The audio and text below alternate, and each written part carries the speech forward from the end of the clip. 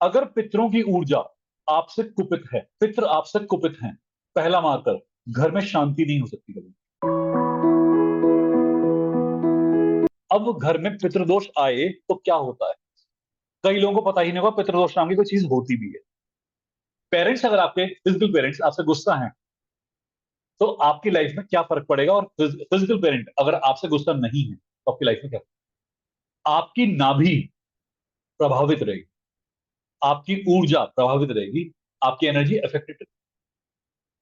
Parents के साथ जब हमारा डीपर कनेक्शन एस्टेब्लिशमेंट होता है, जब गॉड क्लियर कर चुके होते हैं, तो हमारी लाइफ में कंफ्यूजन नहीं, हमारी लाइफ सिस्टमैटिक चलती है, एनर्जी का फ्लो मेंटेन रहता है, flow of energy proper maintain. मेरी मम्मी 70 ईयर्स क्रॉस कर चुकी है, 40 साल वो लेडी टीचर रही है, हाइट है 5 फुट, रेहप्टा मारने की स्पीड है 80 किलोमीटर पर आवर। आज भी बहुत तेज रेहप्टा पड़ जाता है मेरे, कभी भी किस दिशा से आता है, किस दशा में आता है, पर कुछ पता नहीं। उन्हें कहीं मेरे मुंह से कोई शब्द सुना जो पसंद नहीं आया, शब्द वेदी बाण की तरह बस बाण चला देती है उस तरफ। मेरी हाइट है 5'10" से ऊपर। कभी कभी तो ऐसा पीटी उषा बन के आते हो छल के। मैं कहा मम्मी तुम पिछले जन्म में भालू तो नहीं थी? 99% में हमारी चीजें मिलती नहीं है। बट ये बताओ मुझे कि क्या मैं अपनी ऊर्जा को, जिससे मैं बना हूं, उसे रिस्पेक्ट करना छोड़ दूं?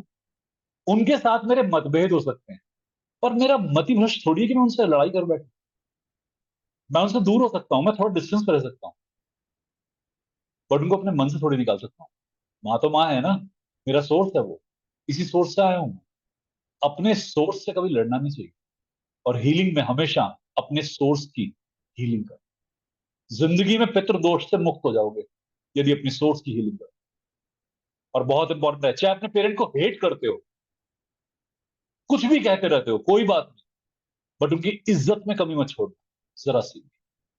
उनके सामने क्या जैसा मर्जी व्यवहार होता हो, लड़ाई हो जाती है पेरेंट्स से, कोई दिक्कत नहीं है, होने दो। बकवास सब करते हैं अपने पेरेंट्स से, कर लो, बट उनकी रिस्पेक्ट मन में रखना। कई बार होता है एक्शन का रिएक्शन कर जाते हैं, दैट्स ओके, बट इसका मतलब ये नहीं कि हम डिसरिस्पेक्ट करें। क्योंकि सोर्स की डिसरिस्पेक्ट आपने करी ना, तो आप भी किसी का सोर्स हो। डिसरिस्पेक्ट है, तैयार हो जाना उससे, चाहे बच्चे पैदा करें हैं या नहीं करें, डिसरिस्पेक्ट तो आएगी। इसीलिए हम अपने पेरेंटल एनर्जी की रिस्पेक्ट करें। अगर हम अपने इन लिविंग पेरेंट्स को ऐसा हील करें, वो जीवित हैं या मृत हैं, हमें उनको हील करना चाहिए। ऐसे ही अपनी एंसेस्ट्री की हीलिंग करो, कि जहां से मैं आया हूं, जहां तक मैं जाऊंगा, वो मेरे ब्लड में है। आपके जेनेटिक्स में आपके हर पूर्वज का खून है, आपके जेनेटिक्स में कोडॉन्स हैं, मार्कर्स हैं हर पूर्वज के। तो पूर्वज बाहर हैं अंदर है? अंदर है। अपने खुद के कॉन्स्टिट्यूएंट पार्टिकल्स की, अपने अंदर के इनबिल्ट पार्टिकल्स की हीलिंग करोगे नहीं करोगे? ऑब्वियसली। तो अपने पितरों की हीलिंग करनी इसलिए इंपॉर्टेंट है। और पितृदोष की हीलिंग करनी हो तो अपने ब्लड की हीलिंग कर दे। क्रोमोसोमल डिसऑर्डर की हीलिंग करनी हो, अपने ब्लड की हीलिंग कर। जेनेटिकल डिसऑर्डर की हीलिंग करनी हो, ब्लड की हीलिंग। ब्लड की हीलिंग कैसे होती है? हार्ट चक्र की हीलिंग। लगातार पंपिंग ऑर्गन को हील कर दो, पूरे ब्लड में हीलिंग जा रही है। आपको थर्ड नंबर सिंबल का इस्तेमाल भी नहीं करना पड़ेगा। Symbol 1 to 1, symbol 1 to 1 heart चक्र पे, और हीलिंग कितनी देर, जितना मर्जी मन करे, जहां तक जाओ। पितृदोष का अब बताता हूं इंपैक्ट आता कैसे है। अब जो मैं बोलूंगा, ये एस्ट्रोलॉजी भी है, इसमें न्यूमरोलॉजी भी है, इसमें रेकी भी है। पहले सुनना, फिर समझना। अगर पितरों की ऊर्जा आपसे कुपित है, पितर आपसे कुपित हैं, पहला मार्कर, घर में शांति नहीं हो सकती कभी। बढ़िया घर होगा पर शांति नहीं, या जैसा भी घर होगा शांति नहीं होगी। लाइफ में सब कुछ है, शांति नहीं है। पैसे बहुत हैं, प्यार चाहिए।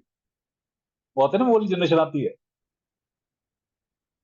पैसे बहुत है आजकल इनके पास, प्यार चाहिए नहीं, शांति नहीं है इनके पास। घर में अगर बच्चे हैं, पहले तो बच्चे होने नहीं देता दोष, घर में प्रोजेनी होने नहीं देता। घर के अंदर कुल को, आपकी फैमिली को, आपके वंश को बढ़ने नहीं देगा। अब इसके दो मीनिंग होते हैं, या तो संतान होगी ही नहीं, आप निसंतान होगे, और नहीं तो गर्ल चाइल्ड ज्यादा होंगे कि वो शादी करके अपने घर निकल जाएंगे, माँ बाप फिर से अकेले, कुल फिर से अकेला, वंश फिर से अकेला। और सभी लड़कियों की शादी हो जाएगी, बिना शादी के कोई लड़की रह नहीं पाएगी। ये भी मैंने बहुत बार देखा है इसमें। और अगर बॉय चाइल्ड हुआ तो या तो एडिक्ट होगा, मेंटल रिटार्डेड होगा, और या फिर इतना झगड़ता होगा कि किसी काम का ही नहीं। दोष है, दोष जस्टिफाई कर रहा था। बॉय चाइल्ड अगर हैं तो लड़ लड़ के मर भी सकते हैं आपस में, एक दूसरे को ही मार दिया, जेल में बैठे हैं। बेसिकली क्या कंटेंट है कि वंश को रोक रहा है, वंश को फलने फूलने नहीं दे रहा। तो जब भी कभी पितृदोष होगा तो वंश फलेगा फूलेगा। पैसा बहुत कमाओगे, रुक नहीं पाएगा। आमदनी होगी, कि ऐसा नहीं कोई दिक्कत है आमदनी में, होगी, बट पैसा रुक नहीं पाएगा। हमेशा पैसे को लेकर स्ट्रेस बना रहेगा कि भाई पता नहीं कहां चला गया। एजुकेशन होगी, बट काम की नहीं होगी। एमबीबीएस कर लिया, बैंक में जॉब कर रहे हैं, अब सीट क्यों खराब कर दी।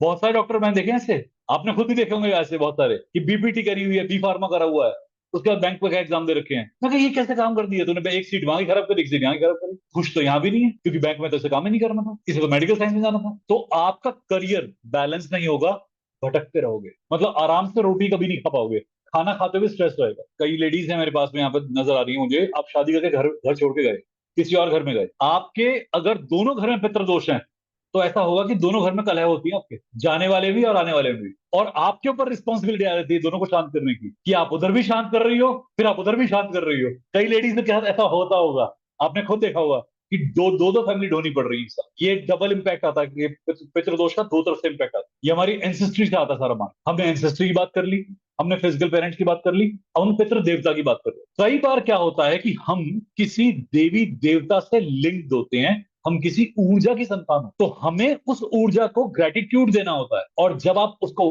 ग्रेटिट्यूड देना भूल जाते तो कुपित होता है। कई लोग हर साल जाते हैं किसी जगह पर, अपनी फैमिली के किसी एक एरिया में, और वहां जाकर देवी या देवता होते हैं, कुल देवी कुल देवता, उनका ध्यान कर, उनके नाम का हवन कराते हैं, उनका कोई भंडारा कराते हैं। सुना सबने, पता होगा इस बात के बारे में।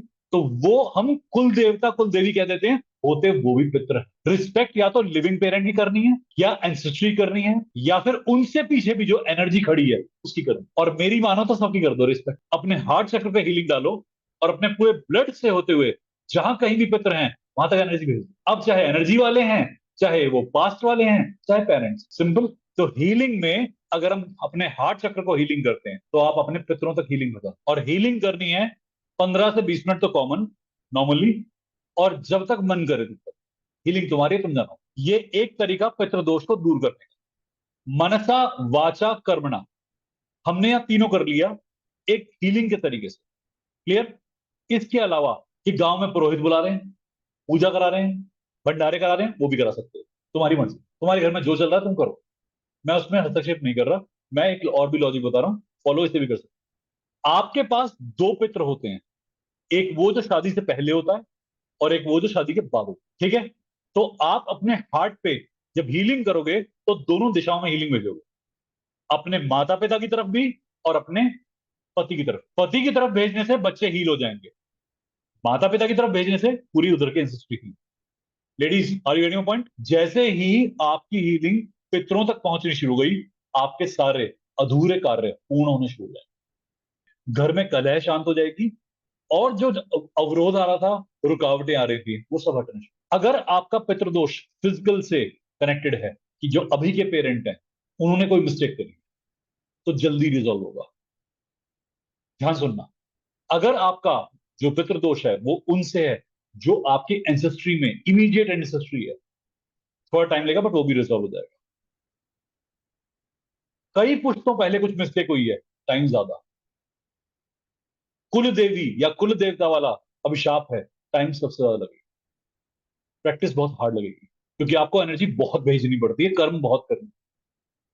तो जब कुल देवी का श्राप होता है आपके ऊपर, तो सबसे मुश्किल होता है इसे हटाना, या कुल देवता का श्राप होता है सबसे मुश्किल होता है इसे हटाना। वो गांव के गांव बर्बाद कर सकते, ऐसा होता है। ये न्यू वर्ल्ड टेक्नोलॉजीज मानती नहीं है, मैं भी किसी टाइम पे ये बातें मानता नहीं, बट मैंने जब ये काम होते देखे तो खुद समझ में आया कि हाँ ये सामने घर के अंदर 45 लोगों को कैंसर देखा मैंने, 45 पीपल, 45 लोग कैंसर से प्रभावित, और घर के अंदर अकाल मृत्यु मची पड़ी है। जो मर रहा है अकाल से मर रहा है, कभी कोई सुसाइड कर रहा है, कोई ट्रेन से कट गया, कोई एक्सीडेंट में मर गया। जब पितृ कुपित होते हैं ना, अभिशाप होता है, श्राप होता है, तो ऐसा है। आपने भी सुना होगा ऐसी कंडीशन के बारे में। और जब मैंने उन्हें कहा कि आप हीलिंग बैचेस में आइए, मेडिटेशन में आइए, कहती मुझे घबराहट होती मेडिटेशन करते हुए। वो एनर्जी उन्हें मेडिटेशन भी नहीं करने देती। मैंने कहा आपको डिसिप्लिन करना ही होगा, आप मुझ पे फेथ करें, अपने आप को लॉक कर लें, मजबूती से बैठ जाएं, नहीं तो एनर्जी आपको हिलने नहीं देगी। कर ही नहीं पाई मेडिटेशन, परेशान। ये पूरा मैंने नरेशन आपको आउट ऑफ एक्सपीरियंस बताया, ये हमारे साथ हो चुका है। कैंसर का पेशेंट था, हमारे पास हीलिंग करवाने आया था। जैसे ही मैंने उनका ऑरा स्कैन करा, मुझे लगा यहाँ कुछ और है। मैम मुझे पता नहीं कि घर में श्राप फील हो रहा है, इनकी बॉडी की पिक्चर्स मंगाओ। एक श्राप होता है गल गल के मरना, सुना है? बॉडी को डिके करने का श्राप होता है। एग्जैक्टली स्किन के लेयर ऐसे उतर रहे थे उनके, जैसे ब्रेड को पील ऑफ कर देते हैं, बन को पील ऑफ कर देते हैं, ऐसे। ये सब बातों के लिए अब जब हम हीलर के तौर पे हीलिंग करते हैं, तो ध्यान रखना होता है पहले और स्कैनिंग से। क्योंकि जिनके ऊपर श्राप होते हैं ना, आप उनकी हीलिंग आसानी से नहीं कर पाओगे, क्योंकि वो श्राप आपके ऊपर आना शुरू होगा। अभी हीलर हो, भगवान नहीं हो, तो ये सब समस्या देखनी पड़ती है। इसलिए मैं पहले ऑरा स्कैनिंग की बात करता हूँ कि पहले ऑरा स्कैन कर लो, और जब तक कंफर्म ना हो, किसी केस को अपने हाथ में मत लेना। मैं भी जब मैं हीलिंग करता हूं, तो एक एक महीने की हीलिंग करता हूँ, कि एक महीने हीलिंग करूंगा, अगले महीने फिर देखूंगा। अगर ऑरा ठीक है तो मैं हीलिंग कर पाऊंगा, नहीं तो ओवर। तो कई बार ऐसा होता है कि मुझसे लोगों ने कहा कि हमारी फैमिली पे श्राप है, हमारी हीलिंग कीजिए। मैंने कहा श्राप आया कहां से?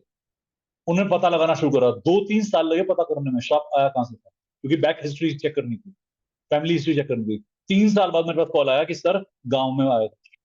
मैं कहा मुझे उस गांव में जाना होगा आपके साथ, जो भी लोग बचे हुए उनके साथ में। पूरा परिवार मेरे साथ गांव में गया, और वहां जाके जब मेडिटेशन करा, तो कुछ आंसर मिले, कुछ रेमेडीज मिली। मैंने आंसर करने को बोला कि ये रेमेडीज का आप सोल्यूशन कीजिए, हो गया। हीलिंग इतनी आसान भी नहीं होती, ध्यान रखना इस बात को, क्योंकि जब आप किसी के एंटर करते हो कर्मा में, तो फिर अब आप उसके भागीदारी बनते हो। जब मैंने हीलिंग में एंटर किया था इस इंसान की फैमिली की, तो मेरे पास आया था घुस मत, पीछे रहे। बट मुझे लगा था कि इस फैमिली की हीलिंग करनी चाहिए, क्योंकि महादेव ने आदेश दिया। पितरों की तरफ से मैसेज आ गया कि मत घुस। मैंने देखो, अगर एनर्जी मुझे कुछ कह रही है, महादेव कुछ कह रहे हो, मैं तो मानूंगा। अब चाहे मैं क्यों ना मर जाऊं उसमें हीलिंग करते हुए। तो जब मैं गया हीलिंग करने के लिए, तो मुझे धमकियां मिली बहुत तगड़ी, कि अगर तू इस एरिया में आया तो तेरा विनाश हो जाएगा। अब जब बात महादेव की हो, तो फिर मैं किसकी सुनूं? भरोसा था मुझे टेक्निक, कुछ नहीं हुआ। होता है सब। एज अ हीलर, ये मेरा क्लिनिकल एक्सपीरियंस आपका। ध्यान से हीलिंग लेना। हम भगवान नहीं है, हम हीलर हैं। फिर से बोल रहा हूं, हम सांसारिक लोग हैं। अघोरी हो, कपाली हो, तो बात दूसरी है। पर जो सांसारिक हो ना, तो उसके कुछ नियम होते हैं। मुझे मेरी फैमिली पालनी है ना, मेरी मम्मी की रिस्पॉन्सिबिलिटी, मेरी वाइफ की रिस्पॉन्सिबिलिटी, मेरी इतनी बड़ी फैमिली की रिस्पॉन्सिबिलिटी, आईआरएफ की रिस्पॉन्सिबिलिटी, सब मेरे ऊपर है। तो घुसने से पहले हम परमिशन ले।